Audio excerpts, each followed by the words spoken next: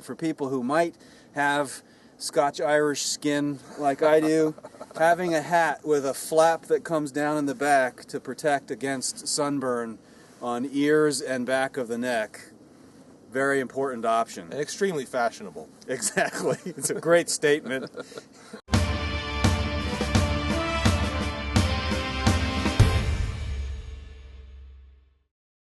Hey guys, Late Boy Scout here again with my friend Steve, and as promised, this is our front sight gear check for our latest trip down to front sight.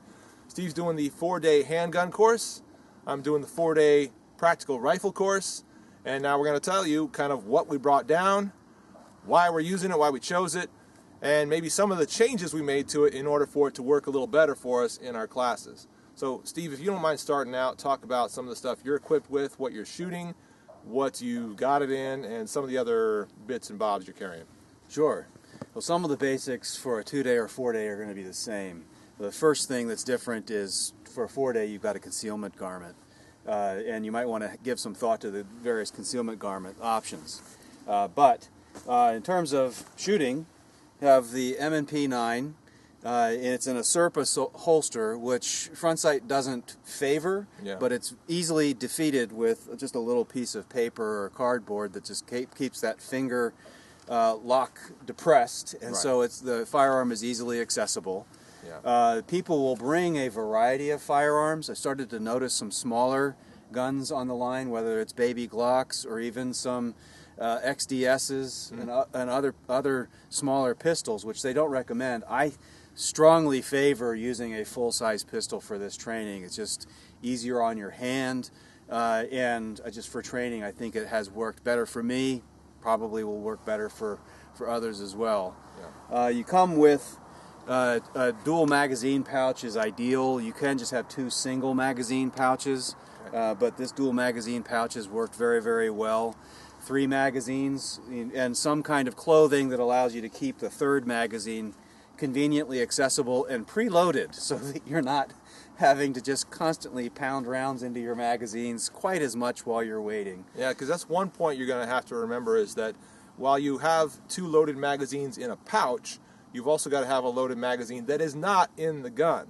Because as you're moving around the property, whether you're going to lunch, whether you're going back to your seat and it's a cold range, your gun needs to be completely unloaded, totally cold. That means the loaded magazine is in your pocket or someplace else, so having some pants with cargo pockets or some other way to stow that 3rd magazine is pretty convenient. Now the pouch you're using, I believe, the double pouch, I believe is a Blackhawk double magazine pouch. If you can turn to the camera, I think that's right. Get a shot of it. But this is it here, and it's very simple. It's adjustable to a wide variety of double stack magazines. I've used Glock magazines with it. Simple pin there. Yeah, it's got the Smith & Wesson M&P magazines in it right now. Pretty much any double stack magazine will fit very comfortably in that double mag pouch, and is it working for you? It is. It's working like a charm. So it's retaining the magazines. They're easy to get in and out, and it does have a little screw on it that you can adjust the retention. So if you feel like it's a little too hard going in and out, you can make adjustments and to your taste. The belt you're using, what is that? Belt I'm using is just one of the 511 tactical belts. Okay. It's worked perfectly fine. It's nice because it's adjustable. It definitely carries your rig firmly. Okay. And so it was a good option for me there. Okay. And you just have a generic jacket that you like. This is a snowboarding jacket. I'm not a snowboarder, but it works very well for the weather. But depending on the time of year, you could have a big range in temperature out here. And there have been parts of the day when I wanted very badly to have a warmer jacket. And when you're practicing to draw from concealment, you need a good concealment garment. But you might want to think about what I'm doing today is basically a 2-tier approach of, in the afternoon when it's hot, this will just come out and I'll unbutton it, and it will be my concealment garment, and I won't have to bake for a couple of hours in the afternoon sun. Right. Other thing, I have some Under Armour gloves that I got from Sportsman's that have been a godsend for me in the 4-day class, because you can be very familiar going to the range often, etc., but 4 days of handgun manipulation, you get sore in places you didn't know. And tape can work for some of the people some of the time. For me, these gloves have been a charm.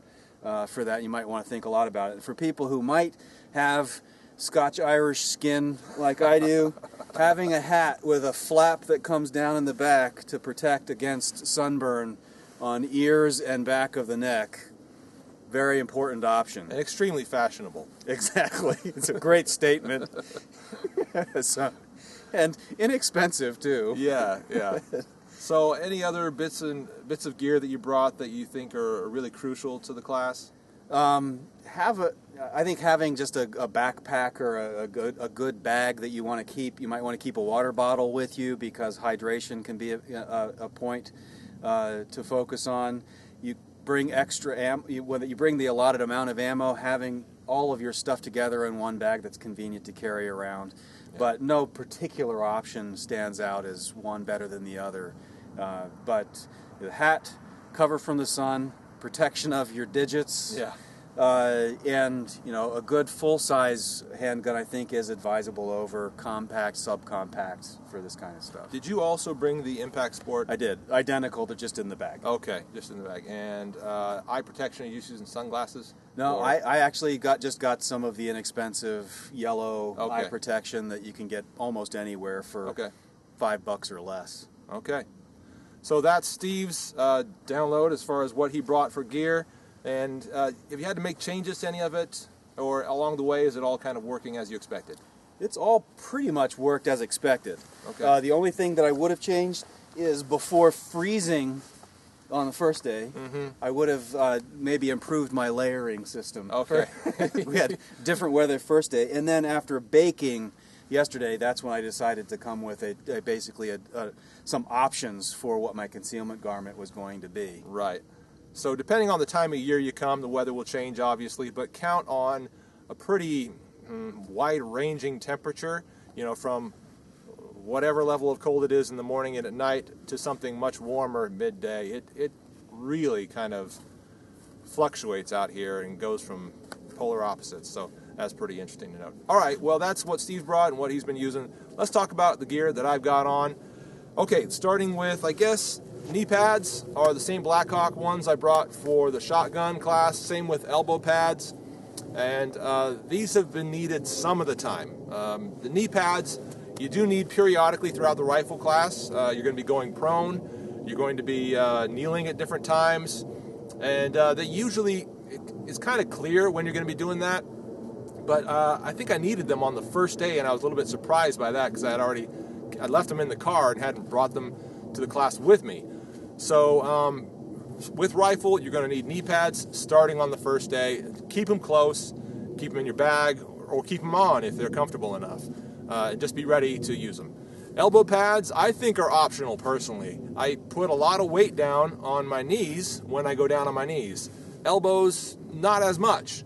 So yeah, it's a little uncomfortable to put your elbows down in the gravel, but not nearly as uncomfortable as it is to put your knees down in the gravel. So if you don't want to spend the expense of elbow pads, you'll be fine without them, but definitely bring some knee pads. Gloves are new. I bought them just for this class.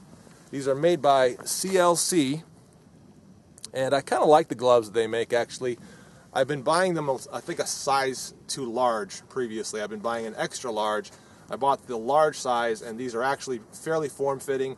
And you might have seen on there, these are called the Pit Crew gloves. They're just kind of a slip-on glove. There's no adjustment here at all. But they just slip on. They've got a nice little bit of a grip to them. Just enough to kind of help you get your magazines loaded, hold on to your gun. I like these gloves quite a lot, and they cost about $8. So that's pretty awesome. Well, I got a Shimag on, which I've kept on some of the time, mostly in the mornings. Then I'll take it off as it gets a little warmer. I do have the Impact Sport, the Howard Light Impact Sport electronic hearing protection, which are still working pretty well for me. This is actually my second pair. I guess we'll talk about the gun. You guys want to hear about the gun? They don't want to hear about the gun, do they? No, they don't like guns. All right, so here's the gun. It's the Smith & Wesson M&P 15 Sport, which has been fantastic for me. This gun, I've kind of bragged about the fact on the line that I'm maybe $1,000 into this gun, less than that probably, around $900. And other guys on the same line have got much more expensive ARs, much more expensive rifles they're using. And when I pointed it out and kind of told them all the bits and pieces that I've put on it and how much it cost me, their jaws all kind of dropped, especially because they're seeing that I'm doing pretty well in the class. I'm not sucking. So knowing that I'm doing that with a relatively inexpensive rifle, very inexpensive optic, but quality optic, and all these relatively inexpensive pieces put onto it, you know, I think it's opening some eyes, and they're saying, wow, you can actually do pretty well with inexpensive stuff. So that's great. But the optic is the Bushnell TRS 25. There it is. It's got the caps on it right now, but it is a 3 MOA red dot. Very simple, just one little dot for the reticle. There's just nothing fancy, nothing special about this thing at all, but it works so well. Out to 200 yards, my groups have been pretty good with this thing. So I'm real happy with the optic. No other real changes to this thing, just some Magpul furniture, and that's about it. The sling is by Condor. I don't remember the exact name of this type, but it's one that could become a one-point sling. It's got this little D-ring here where you can disconnect. Well, I guess if you had it set up right, you could disconnect one end, connect to the D-ring, and then hold it by a single point if that's the way you wanted to run your rifle. Mine is not set up with a single point sling attachment yet, so I'm not running it that way. I'm running it 2-point, which is obviously working out okay for me. Alright, so the chest rig, we'll talk about that now, which is the Condor MCR1, if I'm not mistaken. I've got a small pouch on this side. I don't remember the exact name of this pouch, but it's been great for holding my camera, holding a notepad, holding bits of ammo that I might drop on the ground that gets damaged that I want to keep separate from the rest of the ammo to use for failure drills. Been keeping some of that in there. The camera's in there, obviously. Here's the ammo I've been using. An empty box of it anyway. This is that Federal 223, 55 grain. Cheap stuff, picked it up from Walmart. Hard to find. I've been saving this stuff up for like a year and a half or more. And I had 5 boxes, which should get me through the class. I've got a little bit left. Well, I've probably got a little more than half a box left in the last box, plus full magazine. So I think that'll get me through the day today for the skills test and so forth. The magazines are all Magpul PMags. The MCR1 chest rig, which you can tell that I've kind of modified.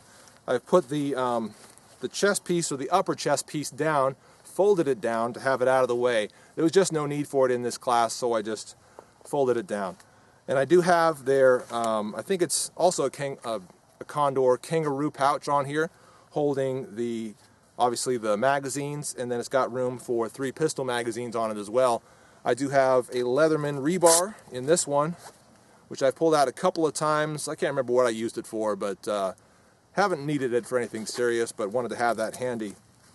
I haven't made any changes to this whole rig, except for the fact that it did have some elastic that came from the back side of it, came over with these little tabs and wrapped around down here and tied. And those are great for retaining your magazines, but for doing what we're doing today, where I'm pulling them out quickly and then having to reinsert them relatively quickly because we're on a line and we're busy working and we're all trying to get the drill up again. So getting them back and reset to where they were was important to me, so I just got that elastic out of the way. I can reattach it later on when I feel like I want to. But for now, this is much better. I don't plan on doing any tactical handstands or cartwheels, so I'm not too worried about the fact that these can fall right out if I turn upside down. Alright, on this side I do have also the Condor dump pouch. I think it's their smaller dump pouch. It rolls up and also retains my magazines when I'm doing tactical reloads, doing other types of reloads, or retaining the bullet from my gun after I eject that and pop it in there so I don't have to drop good rounds down on the ground and have them get damaged. For eye protection, I'm just wearing the glasses that I normally wear, and they haven't complained about that fact. So they do recommend obviously some wraparound eye protection if you can get it. This eyewear I've worn for 3 classes here at Front Sight now. Nobody's complained about it. Haven't had any problems with it. The bill of my hat protects me from pretty much all ammo that's flying and hitting my face or hitting me across the nose or whatever. So I've been pretty good with just my standard eyewear, and you probably will be too if you wear glasses. Alright, I think that is it for all the gear that I'm wearing. That's been our Front Sight gear check myself, the late Boy Scout, and my friend Steve. Once again, 4-day practical rifle class. Steve is in the 4-day handgun Defensive class. handgun.